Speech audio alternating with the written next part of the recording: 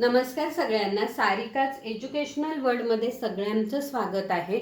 आज आपण इयत्ता 8वीतील इतिहासातील प्रकरण 4 1857चा स्वातंत्र्य लढा या प्रकरणातील पुढच्या घटकाचा अभ्यास करणार आहोत। आपला पुढचा घटक आहे बी मोड, म्हणजे 1857च्या स्वातंत्र्य लढ्याचा बी मोड।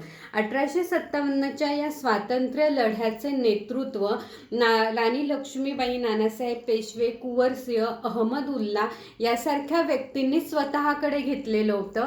या व्यतिरिक्त 1857च्या या स्वातंत्र्य लढ्यात सर्व भारतीय पूर्ण ताकदीनिशी उतरलेले होते। यामध्ये सैनिक, जमीनदार, राजे, सेनापती, वेगवेगळ्या जाती जमातीची लोक हे सर्वजण इंग्रजांविरुद्धचा असंतोष व्यक्त करण्यासाठी या लढ्यामध्ये सहभागी झाले होते। पण हा उठाव जो आहे तो नियोजनपूर्ण नव्हता। हिंदी सैनिकांच्या वेळेआधीच या उठावाला सुरुवात झाली होती, कारण भारतीयांच्या मनातला असंतोषच इतका प्रचंड होता की त्यामुळे त्यांनी वेळेची वाट न बघता हा उठाव सुरू केलेला होता।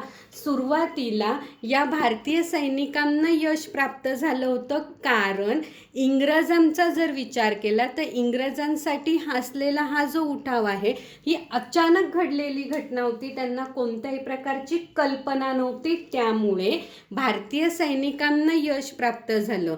नंतर मात्र इंग्रजांनी हा उठाव दडपून टाकण्यासाठी स्वतःचे सैन्य, प्रशासकीय ताकद यांचा वापर करायला सुरुवात केली। म्हणजे इंग्रजांसाठी हा उठाव पूर्णपणे दडपून टाकण्यासाठी त्यांनी ताकदीचा वापर केला। हा अचानक झालेला उठाव असल्यामुळे इंग्रजांच्या ताब्यातून जी प्रांत गेलेली होती ती त्यांनी 6 महिन्याच्या कालावधीमध्ये स्वतःकडे घेतली।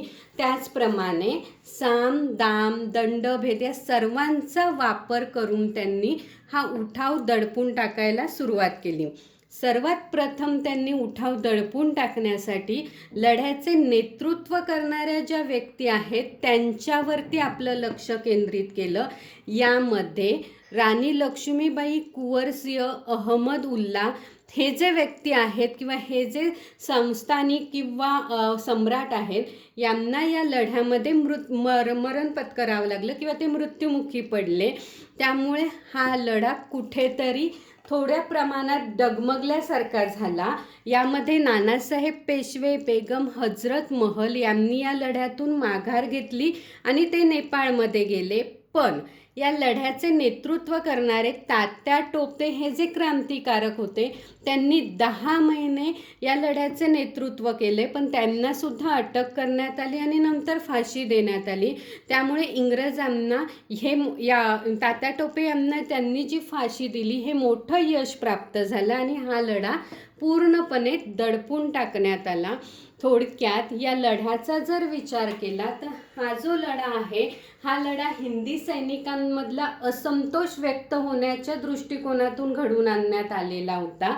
पण या लढ्यामध्ये सर्वसामान्य जनता म्हणजे शेतकरी, कारागीर, सामान्य जनता, आदिवासी, वेगवेगळ्या जाती जमातीची लोक इंग्रजी सत्ता भारतातून नष्ट करण्यासाठी या उठावामध्ये सहभागी झालेली होती। यामध्ये हिंदू, मुसलमान एकत्र आलेले होते, म्हणून हा जो लढा आहे या लढ्याला स्वातंत्र्य लढा किंवा राष्ट्रीय लढा म्हणून ओळखलं जाऊ लागलं। थँक्यू।